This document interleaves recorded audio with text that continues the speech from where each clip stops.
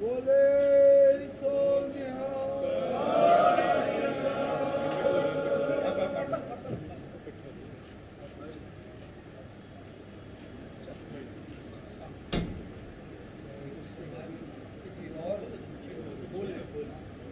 बोलन तो कुछ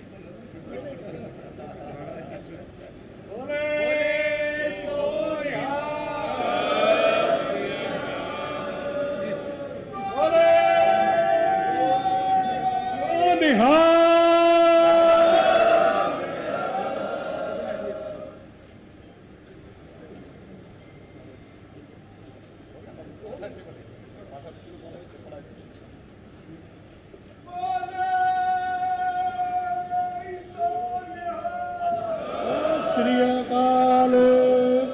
माननीय मुख्यमंत्री जी ਨੂੰ ਆਮੰਤਰਿਤ ਕਰਨੇ ਆ ਉਹ ਆਪਣਾ ਵਧਾਈ ਸੰਦੇਸ਼ ਆਪ ਸਾਰਿਆਂ ਨੂੰ ਦੇਣਗੇ। ਮੁੱਖ ਮੰਤਰੀ ਸਾਹਿਬ ਆਦਿਤਿਆਨਾਥ ਜੀ ਮਹਾਰਾਜ।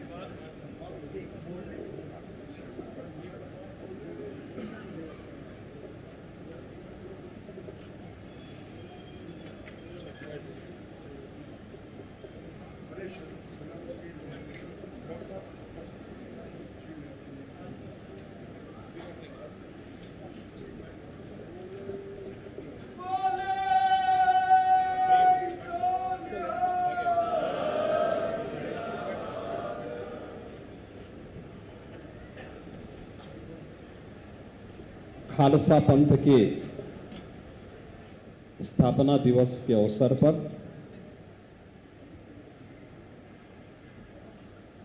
आज के इस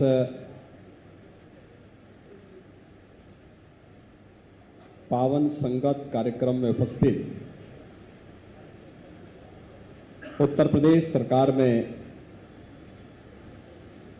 मंत्रिमंडल के मेरे वरिष्ठ सहयोगी, उप मुख्यमंत्री और यहाँ के लोकप्रिय विधायक श्री ब्रजेश पाठक जी, प्रदेश सरकार में मंत्रिमंडल के मेरे सहयोगी सरदार बलदेव सिंह ओलख जी, विधान परिषद सदस्य श्री मुकेश शर्मा जी, उत्तर प्रदेश अल्पसंख्यक आयोग के सदस्य सरदार परविंदर सिंह जी, गुरुद्वारा साहिब अहियागंज डॉक्टर के अध्यक्ष श्री डॉक्टर गुरमीत सिंह जी, सत्ताम सिंह सेठी जी, सरदार मनजीत सिंह तलवार जी,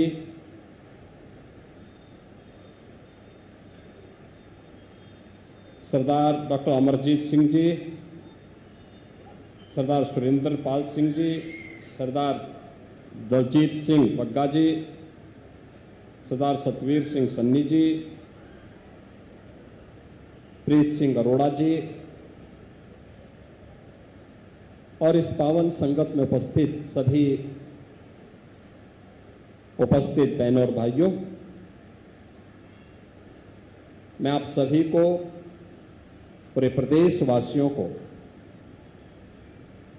बैसाखी पर्व,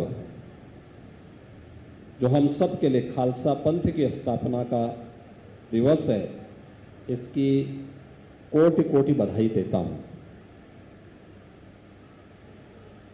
आज ही के दिन बैसाखी के पावन पर्व पर जब पूरे देश के अंदर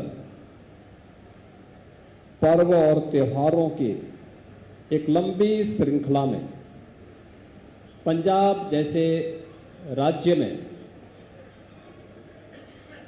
फसल आने की खुशी में लोग उत्साह और उमंग के साथ आयोजन के साथ जुड़ते हैं, तब देश और धर्म की रक्षा के लिए दशमेश गुरु गोविंद सिंह जी महाराज ने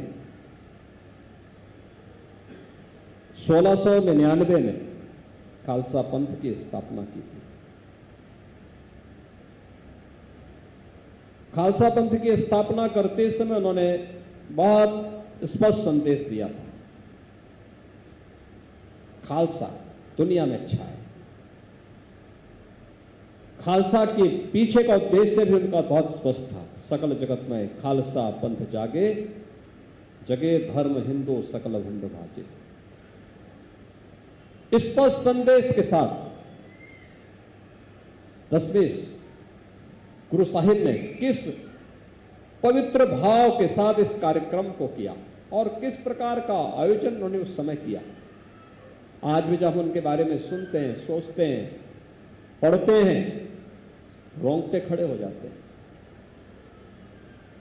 उन्होंने देश भर से, याद करिए, उस कालखंड में देश भर से गुरु गोविंद सिंह जी के बारे में कहा जाता है कि वह शहीद पिता के पुत्र और शहीद पुत्रों के पिता थे। बोले सो निहाल।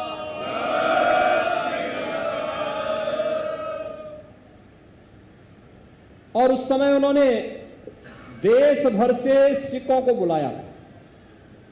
कहते 1 लाख से अधिक सिख एकत्र हुए थे और अपने उन शिष्यों के सामने उन्होंने कहा था कि देश और धर्म के लिए अब मुझे कुछ ऐसे लोग चाहिए जो अपना बलिदान देने को भी तैयार रहे। कौन हो सकते हैं? और पहला एक बलिदान मांगा, फिर दूसरा मांगा और देखते देखते पंच प्यारे उस पूरी सभा से निकले। लाहौर के दयाराम, दिल्ली के धर्मदास, द्वारका गुजरात के मोहकम चंद,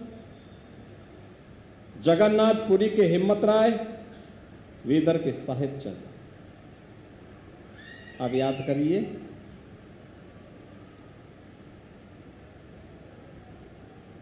एक तरफ क्रूर औरंगजेब का शासन, अत्याचार की प्रकाष्ठा, जजिया कर के माध्यम से हिंदुओं को पूरी तरह इस्लाम में बदलने की उसकी क्रूर चाल, मंदिरों को तोड़ा जा रहा था, बहन और बेटियों की इज्जत के पे हाथ डाला जा रहा था, सरेआम जिस प्रकार के दृश्य उपस्थित थे। और उस समय अपने 1 लाख शिष्यों के साथ मिलकर के देश और धर्म की इन ज्वलंत समस्याओं पर एक प्रभावी संघनाद करने का कार्य 10वें गुरु गोविंद सिंह जी महाराज के द्वारा किया जा रहा था। और उन्होंने जब इस कार्यक्रम को आगे बढ़ाया, उन्होंने इसका नाम ही खालसा रखा। खालसा का मतलब परमात्मा से। परमात्मा की विशेष जन जो पूर्ण निर्मल हृदय से कार्य कर सके और उन्हें विकसित करके उन्होंने एक नया जन्म मान करके उस कार्यक्रम को आगे बढ़ाया। उनके जो उपदेश है आज भी हम सबके लिए प्रेरणा, केवल सिखों के लिए नहीं, हर हिंदुस्तानी के लिए, हर भारतीय के लिए एक नई प्रेरणा है, एक नया प्रकाश है। और यह वर्ष इसलिए भी महत्वपूर्ण है। एक और गुरु तेग बहादुर जी महाराज की 350वीं शहीदी दिवस का वर्ष है और दूसरी तरफ खालसा पंथ के 325 वर्ष पूर्ण हो रहे हैं। बोले सो निहाल। यानी 325 वर्ष की इस यात्रा खालसा पंथ ने की है और गुरु गोविंद सिंह जी महाराज के बंदे जहां कहीं भी दुनिया के अंदर गए, अपने जज्बे से, अपने संघर्ष से, अपने शौर्य से, अपने पराक्रम से अपना लोहा मनवाए। यही है गुरु के प्रति सच्ची आस्था का भाव। ये उन्हीं की कृपा है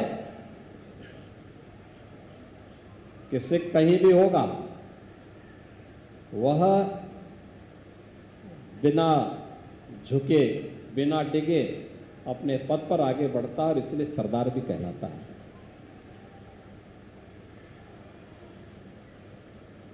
बहनों और भाइयों, आज हम सब खालसा पंथ के 326वें वर्ष में प्रवेश कर चुके हैं। कितनी गौरवशाली परंपरा के साथ आप चल रहे हैं।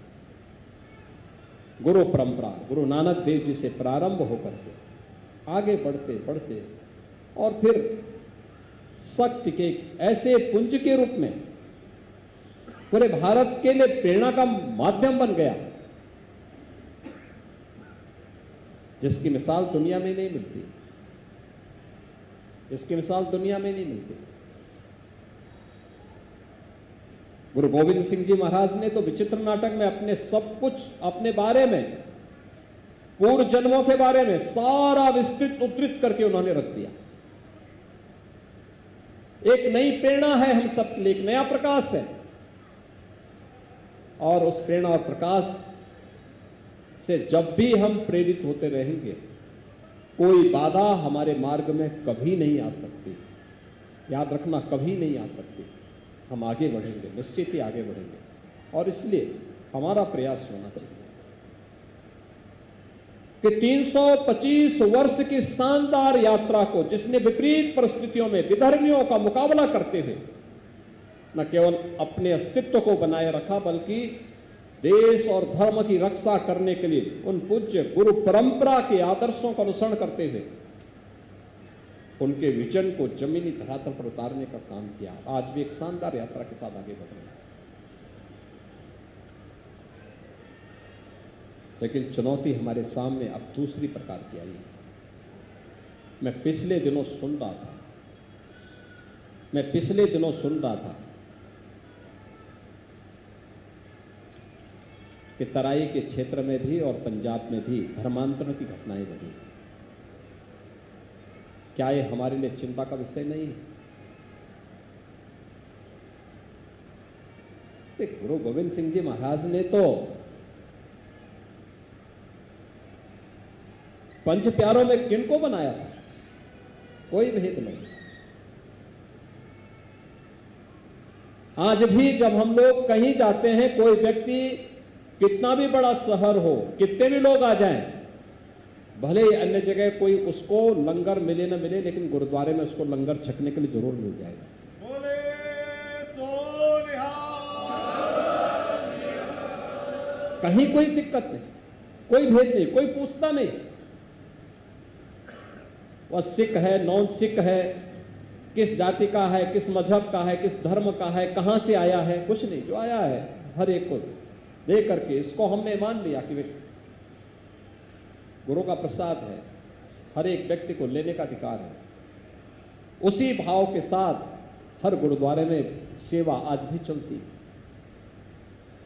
सैकड़ों वर्षों की विरासत है, लेकिन तब भी ये घटनाएं क्यों? और इस पर मिलकर के कार्य किए जाने की आवश्यकता है। दोनों प्रकार से रोकना भी है, लेकिन साथ साथ इसका कारण क्या है, उस कारण का निवारण भी स्वयं निकालना है। बीमारी अगर कहीं है, उस बीमारी का ससमय उपचार होना आवश्यक है। दूसरा, जिस पराक्रम के लिए, जिस पुरुषार्थ के लिए गुरु गोविंद सिंह जी महाराज ने खालसा पंथ की स्थापना की, उस पुरुषार्थ से भागना नहीं है, भागना नहीं है। जो भी कौम अपने पुरुषार्थ से डिगेगी, उसके सामने संकट आएगा। इधर उधर भागने की बजाय जहां पे है वहां पर कार्य को और मजबूती के साथ आगे बढ़ाने की आवश्यकता है। मैं देख रहा हूं तराई के क्षेत्र में जिन्होंने उसे एकदम अनुपजाऊ से उपजाऊ बना दिया, आज वहां सोना उगलने की स्थिति। अब वहां से युवा भाग रहे हैं, कोई ऑस्ट्रेलिया जा रहा है, कोई कनाडा जा रहा है, कोई यूके जा रहा है। क्यों जा रहे हैं भाई? आपने उस क्षेत्र में कुछ नया करिए। आपके पूर्वजों ने उस बंजर भूमि को, जहां मलेरिया के सिवाय कुछ नहीं था, उपजाऊ बनाया। आज उसको और मजबूती के साथ आगे बढ़ाने की आवश्यकता है। अन्य क्षेत्रों में भी इस प्रकार के कार्यक्रम आयोजित किए जाने चाहिए, जिससे गुरु परंपरा के साथ साथ उन उपदेशों का हम अक्सर से पालन कर सकें, जिसके लिए सब जाने जाते थे। और इसीलिए मैं इस बात को बार बार कहता हूं कि हमें गुरु परंपरा के आयोजनों के साथ सभी लोगों को मिल करके उसे आगे बढ़ाना चाहिए, भव्यता के साथ आयोजित करनी चाहिए। नई पीढ़ी के लिए एक नई प्रेरणा और प्रकाश का कार्यक्रम ये बन सके। और हमें प्रसन्नता है, लखनऊ में जो कार्यक्रम हुए, आज देश भर में हो रहे हैं। गुरु गोविंद सिंह जी महाराज के 4 साहबजादों के स्मृति में वीर बाल दिवस मांग होती थी, हो नहीं पाता था। एक बार जैसे ही मुख्यमंत्री आवास पर होना प्रारंभ हुआ और उसके बाद आदरणीय प्रधानमंत्री जी ने 26 दिसंबर की तिथि वीर बाल दिवस के रूप में पूरे देश के अंदर घोषित कर दिया। ये आकर्षण था, किसी को भी इससे पहले जवान पे तो सबकी थी, लेकिन कोई इस आयोजन के साथ नहीं जुड़ पाता था। लेकिन आज पूरा देश जुड़ता है, नौजवानों के मन में भाव आ गया है। गुरु गोविंद सिंह जी महाराज के 4 साहबजादे सरहिंद के लिए कैसे इन्होंने अपने आप को बलिदान किया, यह आज हर नौजवान की मुंह पर आज शब्द निकलते हैं। और इसीलिए हमें इन कार्यक्रमों को एक नई प्रेरणा के साथ जोड़ा है, एक नए कंपटीशन के साथ जोड़ा है। और गुरु तेग बहादुर जी महाराज की 350वीं शहीदी दिवस का कार्यक्रम है, इस वर्ष पड़ रहा है। कार्यक्रम भव्य हो। मेरे साथ 2 बार बैठक हुई है। जल्दी से कमेटी अपनी रणनीति तैयार करके आगे बढ़ाए। राज्य सरकार के स्तर पर क्या क्या कार्यक्रम होने हैं, कहां कहां पे सहयोग की आवश्यकता है, पहले से ही अपनी पूरी कार्य योजना उपलब्ध करवा देंगे। तो मुझे लगता है कि हमें भी उसको और तेजी के साथ आगे बढ़ाने में मदद मिलेगी। हम चाहते हैं बहुत अच्छा कार्यक्रम उत्तर प्रदेश के अंदर होना चाहिए, बड़े कार्यक्रम होने चाहिए, बड़े स्तर पर होने चाहिए, हर जगह होने चाहिए। क्योंकि गुरु तेग बहादुर जी महाराज का हो, गुरु गोविंद सिंह जी महाराज का हो, गुरु गोविंद सिंह जी महाराज के 4 साहबजादों का हो, सिख गुरुओं का हो, या देश और धर्म की रक्षा करने के लिए सिख योद्धाओं का बलिदान, तो उनके लिए अपने परिवार के लिए नहीं था, उनके लिए स्वयं के लिए नहीं था, इस देश और धर्म के लिए था। और देश और धर्म के लिए हुआ कोई भी योगदान वह व्यर्थ में नहीं जाना चाहिए। पूरे समाज को जोड़ने का माध्यम बनना चाहिए, पूरे समाज को उसके साथ जोड़ करके हमें आगे बढ़ाने की आवश्यकता है। और मैं इस बात के लिए आपको आश्वस्त करूंगा, बहुत भव्यता के साथ आयोजन होने चाहिए। प्रदेश की कमेटी जल्दी से गठित करके, वो कमेटी एक बार विजिट करें, हर जगह जाकर के बैठक भी ले लें। समय बीतने में समय नहीं लगता, हमें समय के प्रबंधन को भी ध्यान में रखना होगा। समय से सारे कार्यक्रम एक साथ आगे बढ़ा करके, और सबकी जिम्मेदारी तो आज आपके पास टेक्नोलॉजी है, वर्चुअली भी बैठक करते रहे। और राज्य सरकार के स्तर पर क्या योगदान होना है, तत्काल इस कार्यक्रम को हम आगे बढ़ा देंगे। तो यही अपनी गुरु परंपरा के प्रति हमारी ओर से कृतज्ञता होगी, यही होगी। और यही कृतज्ञता का भाव जो गुरु परंपरा से आगे बढ़ी है, सिखों की उन्नति और उनकी खुशहाली के पीछे उन्हीं की एक आशीर्वाद है, उन्हीं की कृपा है।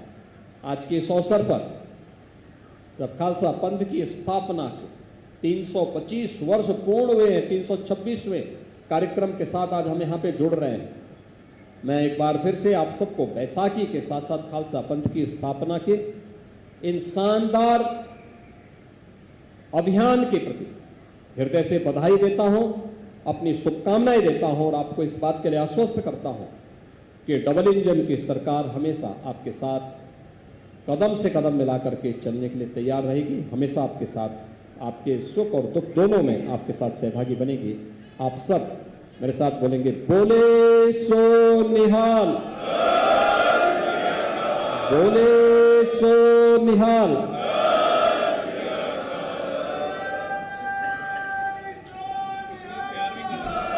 बहुत बहुत आभार माननीय मुख्यमंत्री जी, मैं हृदय से धन्यवाद